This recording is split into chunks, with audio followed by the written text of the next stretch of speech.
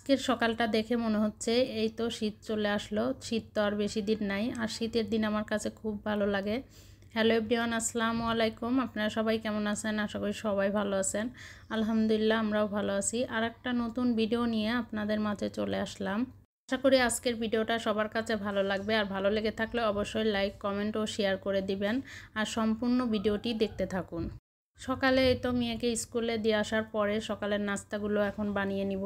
তো সকালে আজকে পরোটা বানিয়ে নিলাম, সাথে আলু ভাজি দিয়ে কিন্তু পরোটা রুটি খেতে অনেক মজা লাগে। তো এই যে আমি এখন আলুটা ভাজি করে নিব।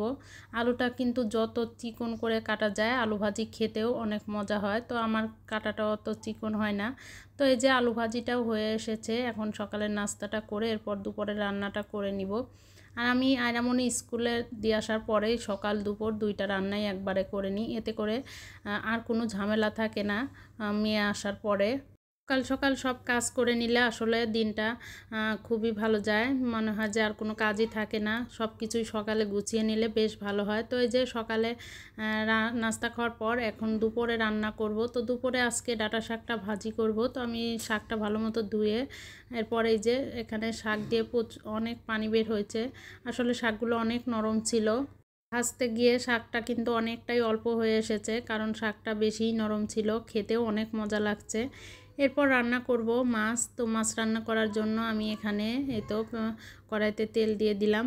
তো আমি এখানে সব রকম বাটা মশলা দিয়ে দিয়েছি। আজকে বাটা মশলা দিয়েই মাছটা রান্না করব। এখানে জিরা বাটা, কাঁচামরিচ বাটা আর পেঁয়াজ বাটাটা দিয়ে দিলাম। এরপর এর ভিতর আমি সব রকম গুঁড়ো মশলা দিয়ে মশলাটা ভালো মতো একটু কষিয়ে নিলাম। মাছ রান্নাতে আমি পটল, একটু ডাঁটা আর আলু দিয়ে দিয়েছি। তো পটল আর ডাঁটা দিয়ে এভাবে মাছ রান্না করলে কিন্তু অনেক মজা হয় খেতে। আর আমার কাছে সবসময়ই সবজি দিয়ে মাছ রান্নাটাই বেশি মজা লাগে। তো তরকারিটা এখন ভালো মতো কষিয়ে নিব। তো তরকারিটা কিন্তু খুব সুন্দর এই যে কষানো হয়ে গেছে, উপর দিয়ে তেল উঠে আসছে আর কালারটাও বেশ সুন্দর হয়েছে। আর তরকারির কালার সুন্দর হলে কিন্তু দেখতেও যেমন ভালো লাগে, খেতেও অনেক মজা লাগে। তো এই যে আমার তরকারিটা ভালো মতো কষানো শেষ। এবার এর ভিতরে আমি পরিমাণ মতো পানি দিয়ে দিব। তো পানি দেওয়ার পর আগে থেকে মাছ আমি ভেজে রাখছিলাম, মাছগুলো এখন একটা একটা করে দিয়ে দিব। মাছটা ভাজি করে না নিলে কিন্তু খেতে একদমই ভালো লাগে না। তো এই যে আমি এখন সবগুলো মাছ একটা করে দিয়ে এরপর রান্নাটা করে নিব। তো এই যে ঝোলটা ফুটে উঠছে, আর একটু সময় রেখে নামিয়ে ফেলবো। তো এই ছিল আজকে দুপুরে রান্না বান্না। কেমন হলো সবাই কমেন্ট করে জানাবেন। তো দুপুরে রান্না শেষ।